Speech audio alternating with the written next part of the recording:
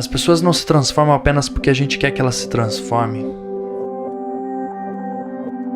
Detroit era a quinta maior cidade americana da década de 50 e chegou a produzir 90% de todos os carros americanos. Detroit era a cidade da GM. A GM era praticamente o que a Volkswagen e a Ford eram para São Bernardo do Campo aqui no ABC Paulista. Got to drive it yourself to believe it. The most thrilling new thrill of all. Spectacular performance, amazing economy. What a thrill to take the wheel of the smart new Oldsmobile. Detroit foi o berço da indústria automobilística, uma das cidades mais prósperas durante décadas, e hoje é uma cidade abandonada, completamente fantasma, deteriorada pelo tempo e pelo descaso público. Detroit é uma economia em frangalhos. A inovação promovida pelos japoneses da década de 70, aliando novas tecnologias na eficiência produtiva, criou um novo conceito de indústria capaz de produzir veículos melhores e preços muito mais baixos. Os japoneses inventaram o conceito de Lean Production e praticamente redefiniram toda a indústria, apostando fortemente na redução de desperdício na linha de produção. Este foi o começo do fim de uma das maiores cidades americanas. A tecnologia da indústria automobilística japonesa causou muito mais dano no tecido social americano do que os ataques de Pearl Harbor na Segunda Guerra Mundial.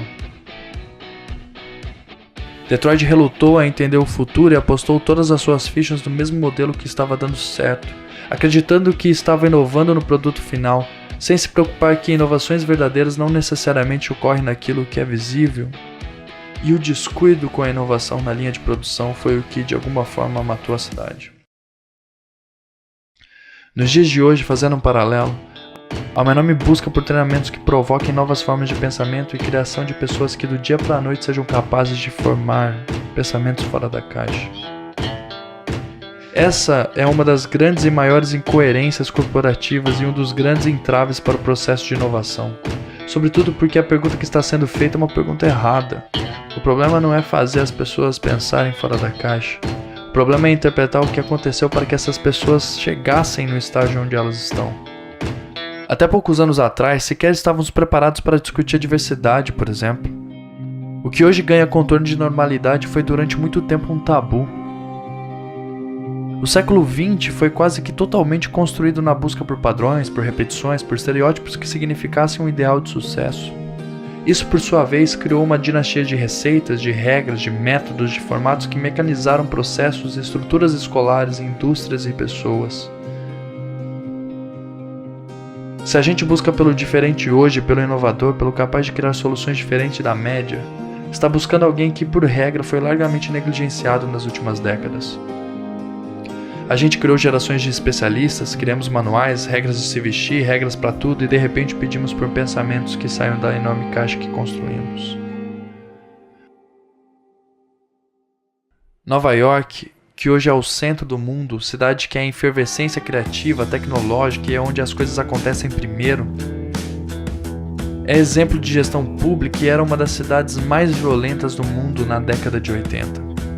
E ela não melhorou porque as pessoas ficaram boazinhas, limpinhas, etc. Porque alguém fez um discurso motivador pedindo que as coisas melhorassem.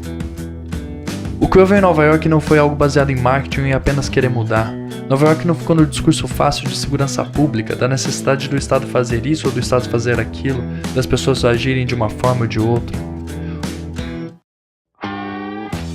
O que houve foi um processo disciplinado de gestão, de longo prazo, de visibilidade para os pilares da política de tolerância zero, que coibiam qualquer tipo de deslize e coisas que perturbassem a ordem com extrema severidade.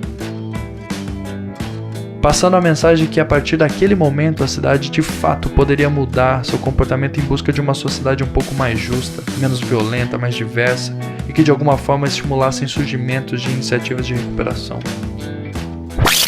A mesma coisa aconteceu com o sistema educacional da Coreia do Sul, que deu um salto gigantesco de qualidade nos últimos 30 anos, transformando esse pequeno país numa das maiores potências matemáticas do mundo. Também não foi com discurso, com impressões de cartazes colados em escolas com algum tipo de frases motivacionais, foi com um plano. Como não foi apenas com o discurso do famoso I Have a Dream que Martin Luther King conduziu um dos processos mais emblemáticos de mudança social contemporânea. A luta dos negros americanos por direitos civis iguais. O Dr. King promoveu engajamento em todas as instâncias da sociedade, Soube articular com políticos, mobilizar a juventude, liderou, por exemplo, como no caso da marcha de Selma, Montgomery, onde ele enfrentou a polícia e implantou o conceito de resistência pacífica para chamar a atenção do mundo todo para questões dos direitos civis americanos.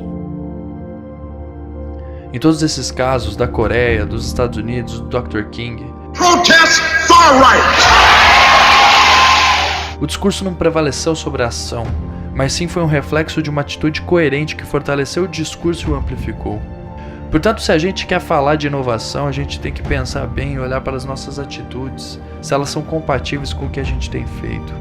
Existe uma grande diferença hoje entre ser Detroit e ser Nova York, e a diferença está na ação, está no que foi feito.